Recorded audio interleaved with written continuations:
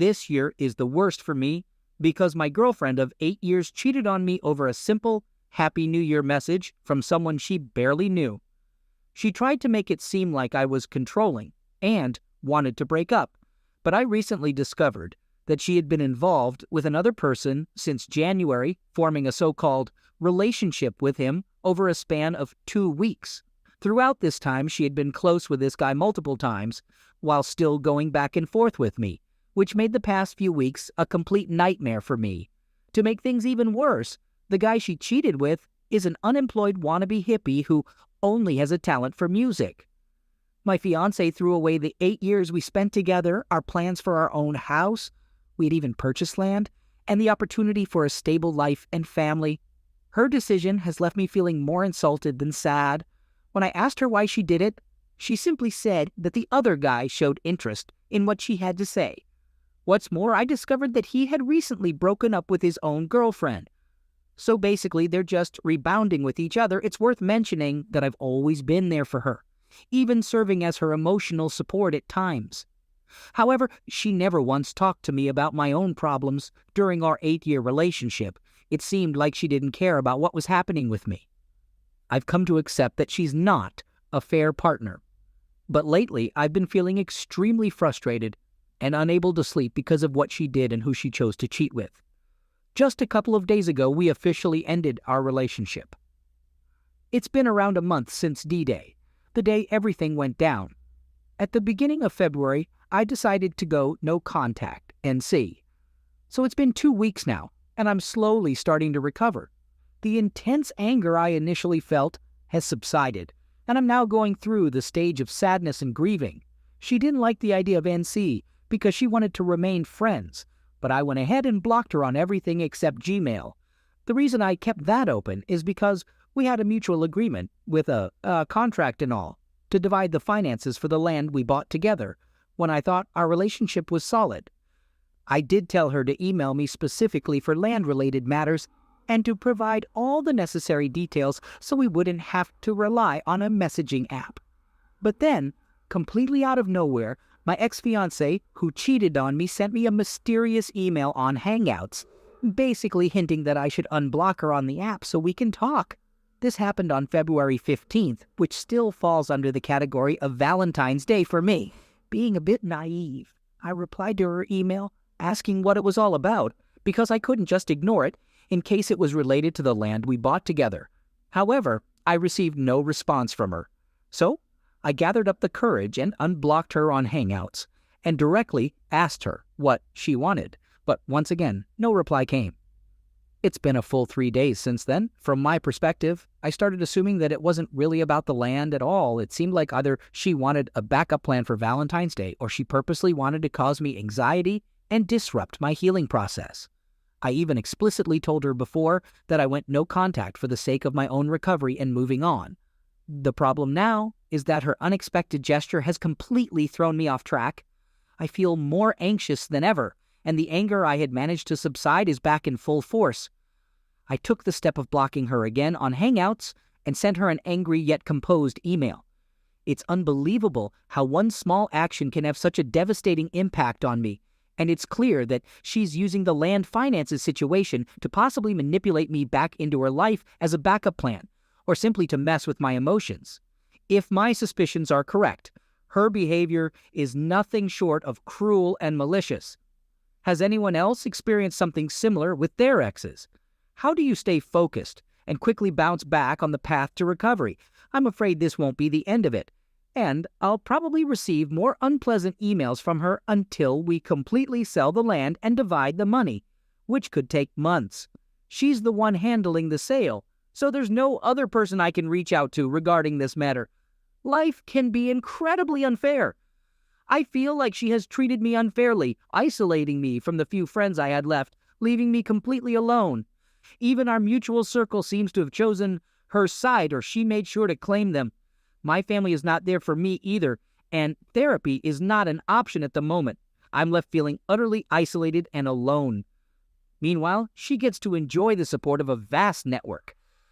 She has her family and friends who have accepted and condoned her actions, even after she cheated on me and left me for a guy she barely knew. Here I am, stuck in my own deep sadness, while she gets to distract herself, heal quickly, travel, party, engage in close relationships, date, and enjoy the endless support from those who tolerated what she did. She knew I was introverted, and she knew I sometimes struggled with bouts of depression, but she never cared about that back then, and she never offered me any comfort.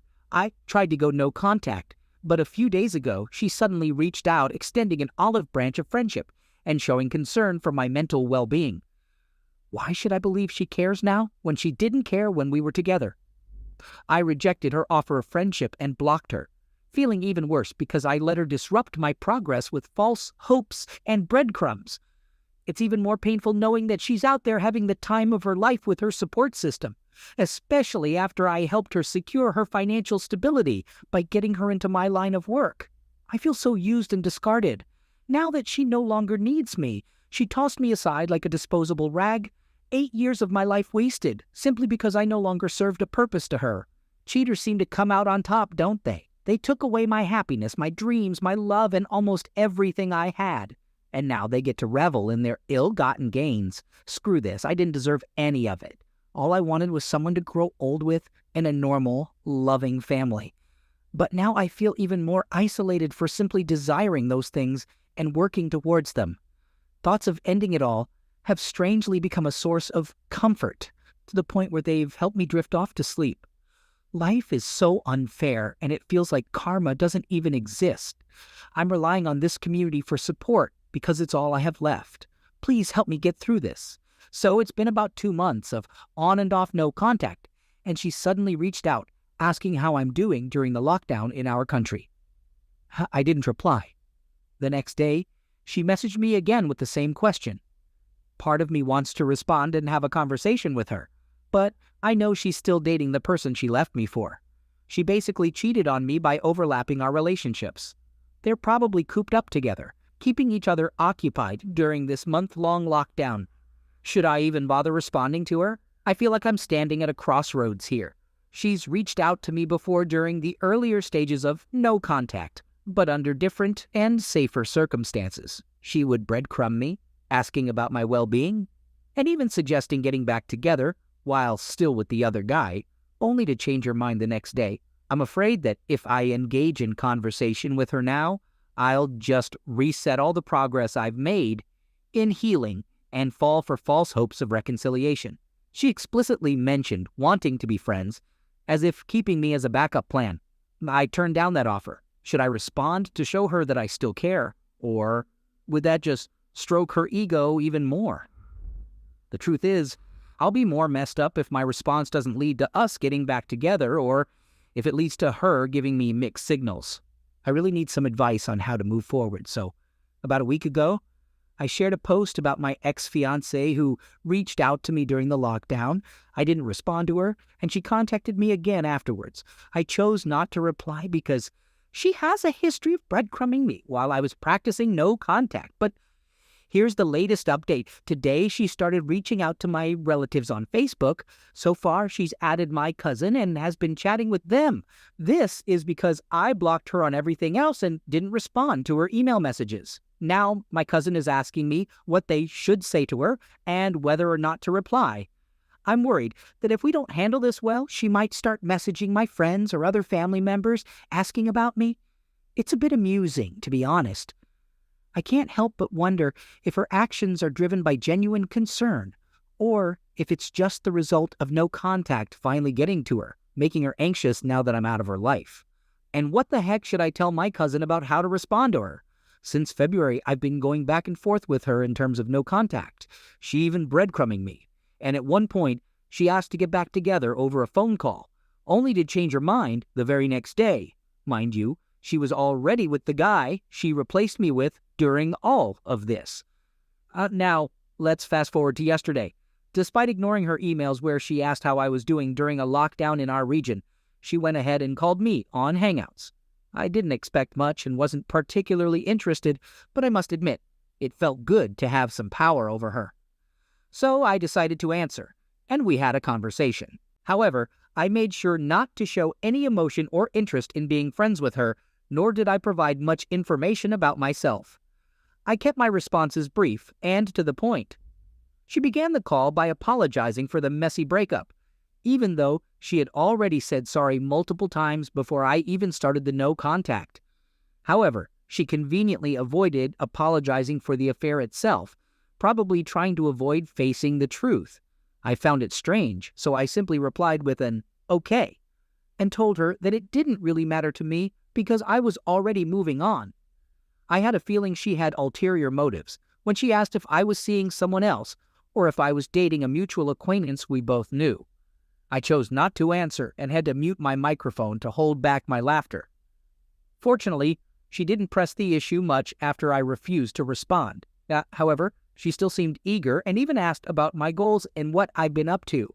So, in a casual manner, I told her that I've been learning to play the guitar, making new friends, and planning to get LASIK surgery so I can finally rock aviator shades. She got all excited when she found out that I can play the guitar now, probably because the guy she replaced me with was a struggling musician. I admit it was a petty move on my part, but it gave me a sense of satisfaction to imply that his one-trick pony skills weren't anything special. Then I asked her if her boyfriend knew that she was talking to me. Her response was a simple, "What boyfriend?" basically denying his existence, even though she had just posted an Instagram story of their date back in early March. So I changed my question and asked if the guy knew that she was talking to me. She said yes, but I highly doubt it. I kind of feel sorry for the guy now after that. She asked if I had told any of our friends or mutual acquaintances about what she did to me, including her affairs, which, by the way, I did share with my friends. Haha. This made me realize that she hasn't really changed much since we broke up. She still has narcissistic traits and cares too much about her image. I simply responded, "If you two are happy together, why does it matter?" and ended the discussion there. Then she asked me to unblock her on all social media platforms, but I refused and tried to wrap up the call by saying, "Sorry, can't do that. Is there anything else?" She replied saying that was all she wanted to say, even though her other questions seemed to suggest otherwise. She then said, "Okay, I'm going to hang up now," but didn't actually hang up for a few seconds. I thought maybe she expected me to plead and continue talking, but I took the initiative and hung up first. She hasn't bothered me since last night, and I haven't reached out to her either. It did give me a bit of anxiety, but it wasn't something that kept me up at night. In fact, I slept well after the call. When I woke up today, I felt confused and had intrusive thoughts. I started wondering if she was just breadcrumbing me, playing with my emotions, or if she was simply bored due to the cabin fever. It's possible she doesn't want me to move on and wants to keep me as a backup option. Regardless, after several weeks of no contact and meeting new people, I've come to realize my own value. I refuse to be someone's plan B. Maybe she expected me to be the one to suggest getting back together, as that was a pattern in our on and off relationship. It's as if she wanted to have me in her life again, while still being with someone else, or even potentially cheating on them. Overall, I believe my response of maintaining a neutral and unemotional stance, the gray rock technique, has been pretty decent. What do you think? Just to give you some background, my ex who cheated on me still owes me $4,000, which is a significant amount in my country. In September, I reached out to her for an update on the payment because we had a signed contract stating that she should pay it off by the end of 2020. She suggested that we discuss it on Hangouts, and I agreed. We had a conversation last night. As it turns out, she wanted to request an extension on the payment date until next year. On top of that, she shared some details about her current life situation.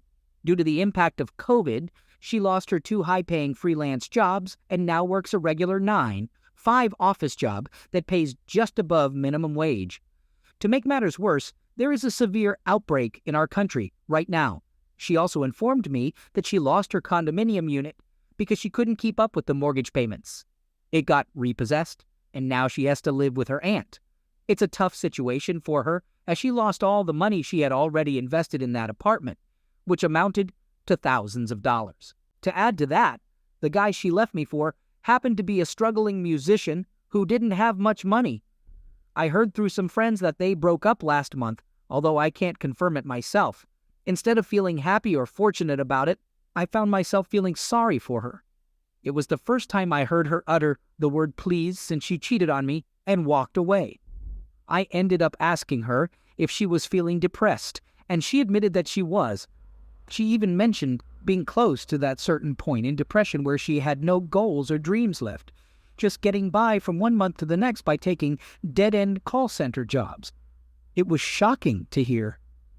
This wasn't the intelligent and confident girl I once loved. She had changed. I didn't want to dig any deeper into her struggles. My reaction to her situation was like that of a parent scolding their irresponsible child. I asked her what on earth happened to her and why she allowed it to happen. I even felt a bit offended by her job choice because I had influenced her to aim for high-paying freelance jobs and to never settle for less than she deserved in the job market when we were together. Hearing such a defeated tone from her was something I had never experienced before, so I tried my best to cheer her up.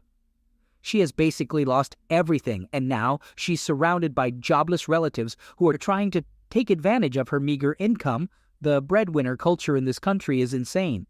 And here I am, losing sleep over something that I thought would bring me peace of mind.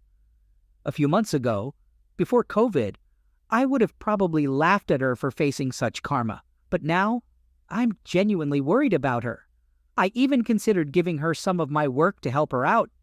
I was even considering granting her that extension she asked for, until I suddenly remembered her capacity for lying and all the pain she caused me. So I wasn't sure what to do, and I just told her that I needed some time to think about granting the extension. The trauma and trust issues from our past are still affecting me, I guess. On one hand, it seems like I have no choice but to consider the extension because it's unlikely she'll be able to pay on time anyway. On the other hand, I really don't want to take this to court and make things even worse for her. It feels like kicking someone when they're already down. I don't want to push her to the point of wanting to end things because I know how awful that feels, considering she did it to me before. I'm afraid she might not be able to handle it. Did I make the right decision by telling her I'll think about it? Or was I too harsh and unsympathetic? This situation is not what I had expected when I wished for karma to catch up with her. It's strange. Despite everything she did, I think I still care for her in some way, or at least for the person she used to be. Second story. On the morning of my brother's wedding, I heard a notification sound from her phone. I saw it was a message from a friend of hers that we had considered as a potential partner a couple of weeks ago. In a moment of desperation, I did something I had never done before. I snooped on her phone to see if she had mentioned anything about him. As I scrolled through their text messages, I came across one that completely shocked me. It said something like, "I'm not the type to just have a one-night stand and not talk about it." It was paralyzing to read. Through their texts and messages to her best friend and mother, I learned a lot in a short amount of time. Apparently, this had happened 3 weeks earlier, just days after we had made deposits and set a date for our wedding. She had invited him over to hang out at 9 p.m. Previously, she had told me that their relationship was purely platonic, with a history of being good friends on and off since they were 4 years old. Except for one failed kiss attempt in high school, she was at her mother's house in her hometown preparing for a cousin's wedding, where she was the maid of honor. She had informed her mother that he was coming over to hang out, thinking nothing was out of the ordinary. In the text messages, she lied to him, claiming that she had told me everything. She also lied to her mother and best friend, saying that they had only kissed and that she had informed me about everything, which was not true. Both of us had important roles in my brother's wedding. I was the best man and DJ, while she was the officiant. As I sat on the hotel bed, I grabbed my journal and started writing to let out my emotions while figuring out what I should do.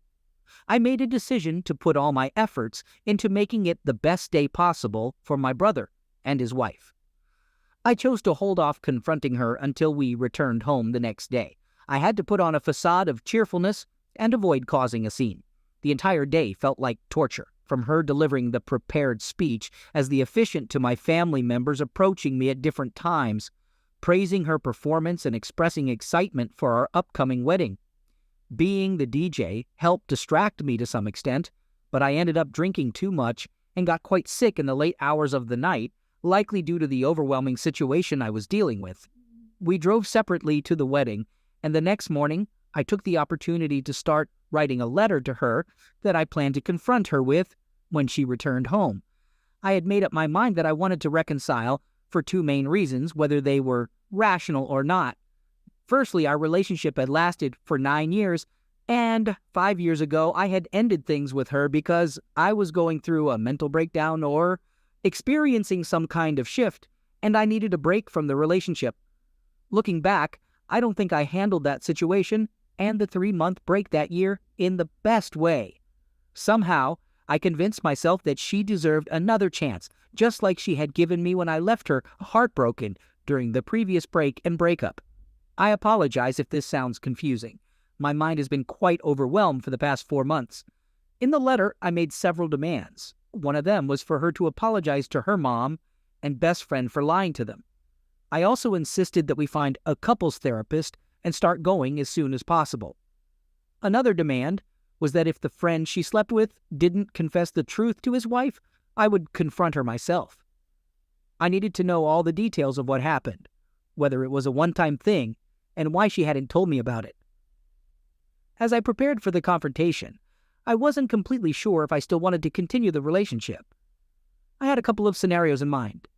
If she avoided the conversation, walked away, or refused to explain everything, I was ready to call it quits. However, if I sensed that she was sincere and willing to meet my demands, we would be on shaky ground for a while until we started couples therapy. When she arrived home, I wasted no time and immediately confronted her. I sat her down and had her read the letter I had written. As she started reading a few lines, she tried to change the subject by saying, "Can we talk about this?"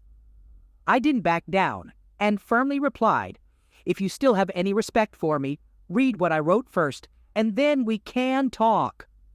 After she had read about a page, she burst into tears and couldn't stop crying. Her sobbing continued throughout all 6 pages of the letter. Once she had composed herself, I asked her direct questions and made specific demands. She admitted that it had only happened once. The other guy had been expressing his frustrations about his life, lack of closeness with his wife for over 6 months, 2 DUIs, and losing his job, and he made advances towards her, which she eventually reciprocated. They didn't use any protection. I also asked her about the idea of being with multiple guys, and she confessed that she had used it as a way to justify her cheating and alleviate her guilt. I know the logic behind it is quite something. The reason she gave for cheating didn't make much sense to me either.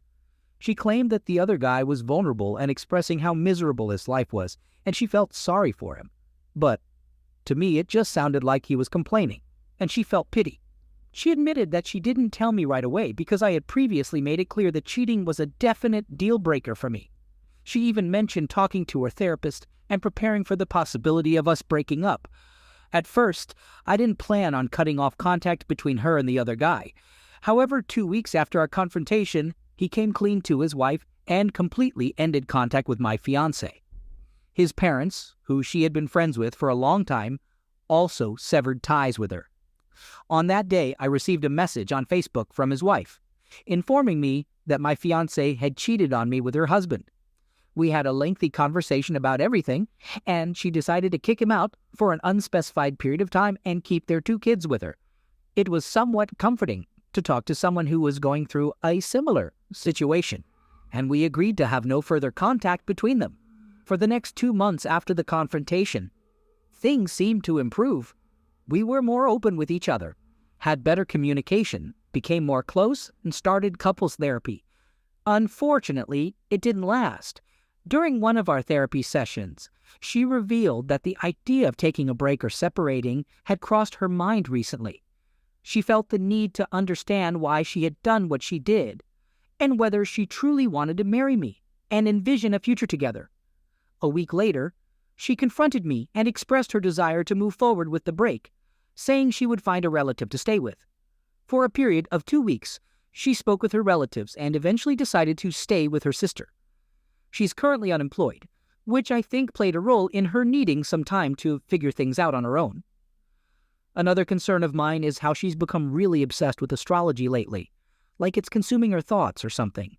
Despite feeling extremely frustrated with the situation, I granted her wish to have some space. During the past 3 weeks of this separation, My emotions have been all over the place. However, I think I've come to accept that I'll be okay even if she doesn't want to continue our relationship. During this time apart, I've reflected on everything that has happened, and I can't seem to move past the fact that the cheating occurred just days after we booked a wedding venue. I'm still hurting and trying to heal from all of this, and it's tough to accept that she's the one making the decisions about whether she wants to stay or not. Surprisingly, I haven't felt suspicious or distrusting of her cheating on me with him or anyone else. But maybe that's because I'm being naive and somehow not dealing with the major trust issues right now. Fortunately, I have received good support from a couple of relatives and close friends, and I've been seeing my own therapist for the past 3 months, so I do have a strong support system in place. Dealing with a cheating partner is something no one should have to go through, and it's definitely not something I was prepared for. I'm just doing my best to navigate through this situation.